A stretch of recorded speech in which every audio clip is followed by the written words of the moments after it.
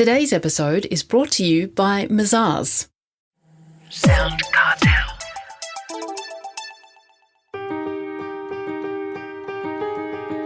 From SoundCartel, I'm Nicole Goodman, and this is Business Essentials Daily.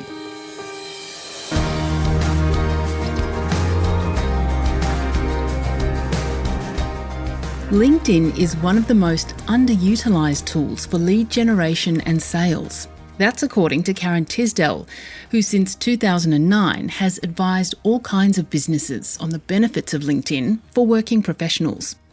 She says 5 to 10 minutes a day is all you need to start developing leads and sales. She explains how in a moment.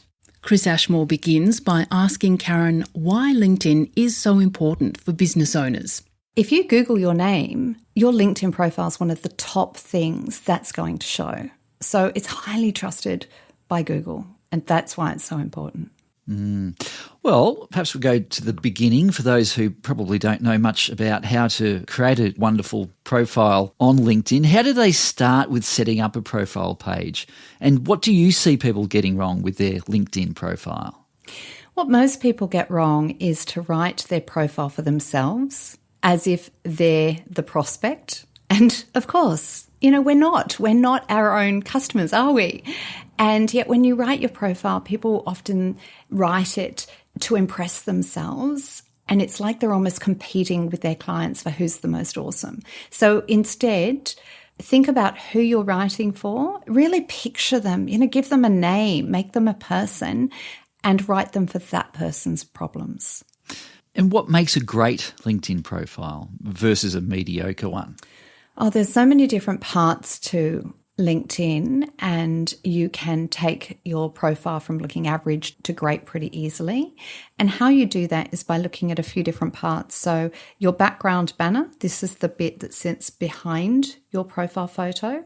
And, it is a banner. And if we think of it as like a billboard, it's so important. And if you don't change that, the default is just that it's this grey, blurry stuff.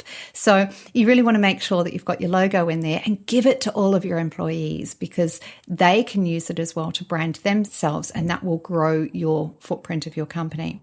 Also, your headline. This is the bit that sits underneath your name. You've got 220 characters in there. And so think about having lots of keywords in there. What would people look for if they're searching for you? So think keywords and make sure you front load it. And by front loading it, I mean start with something that's really clear what it is you do. So years ago, I used to talk about myself as sort of this personal branding kind of expert, and, work was okay, got a few work coming in. And I talked to my mum, she'd be like, I don't really understand what it is you do. When I started describing myself to my mum as a LinkedIn profile writer, she was like, oh, right, okay, so you write things for people.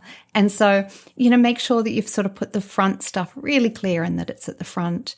Make sure that your about section, formerly known as your summary section, make sure that you're really talking to the audience's pain in there. And I really love contact details.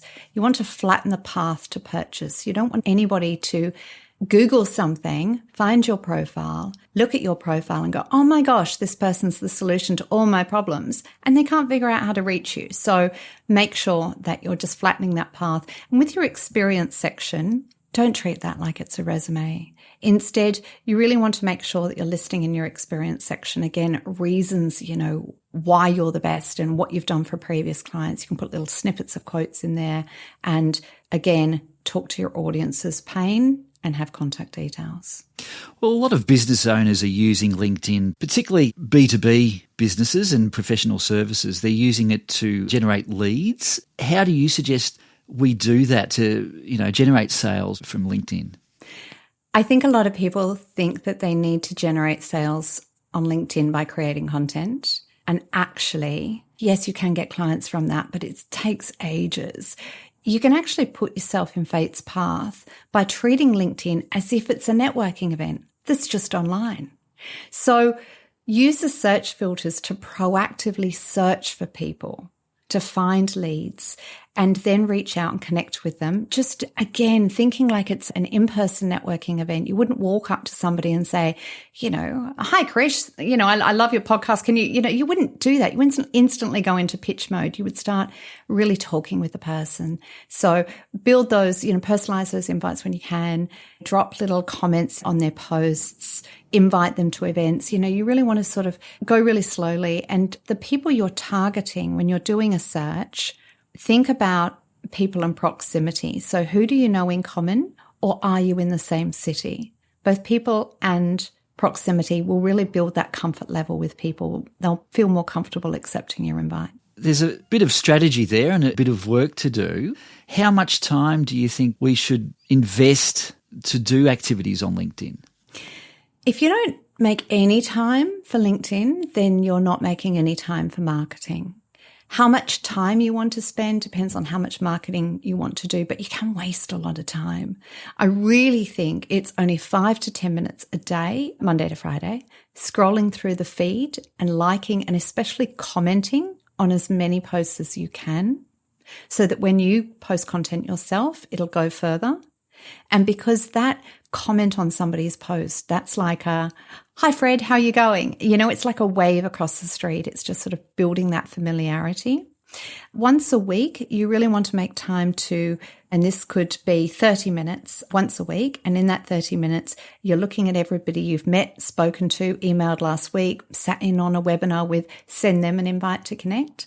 And look at the week coming up, send them an invite to connect. Look at any posts that you've put up in the last week. Have you responded to all of the comments? And just check your DMs. Also in that 30-minute time period, think about, who have I connected to that I could facilitate introductions to, or I can invite them to events? So just sort of think about being the most helpful person in the room, like you would at a networking event. And then once a month, you want to spend, once a fortnight or once a month, you want to spend maybe an hour searching for, prospecting and reaching out to people. And you want to, I think it's best once a month to spend about 2 hours writing 6 pieces of content, scheduling 1 a week and keeping 2 in the kitty for that time where you go, oh my gosh, it's end of financial year. Like, really? Who's got time for content? You've already got a bank of ready content there. And when you talk about that content, are we talking about writing a post? Because I understand there's posts and there's articles. Is there a difference between the two? Yeah, totally. Posts are short form and articles are long form. So an article is essentially a blog. But what a lot of people don't consider is that they actually serve different purposes. So a lot of people will write articles, not get lots of likes and comments, and just stop doing them. A post is really about reminding people who you are. So rather than being that wave across the street and sort of calling out, hi, Fred, great to see you, you're actually starting the conversation. While an article, and so a post is all about attracting attention, reminding people that you're there. An article is about converting people. So that's where I'm not too sure if I really wanted to invest in your services or buy your product. It's quite a big expense. I don't know if I feel comfortable with that. This article details how to do something and it demonstrates your expertise. So your article is very much about conversion and your posts are very much about attraction. Well, we've covered a lot, but any final tips, any final thoughts on how to get the best out of LinkedIn? Not to worry too much about having it perfect from the get-go. We are all, as humans, work in progress. Our businesses have gone through multiple evolutions and most people don't see that. The best thing about LinkedIn is also one of the worst things about LinkedIn is everything's on public display. But you need to sort of get over that fear by just doing it. So just a few minutes a day, every day, start commenting, start tinkering with your profile. Don't wait until it's perfect to make all the changes. Just little and often, and you'll grow your bravery muscle and you'll start reaping the rewards. That was Karen Tisdell.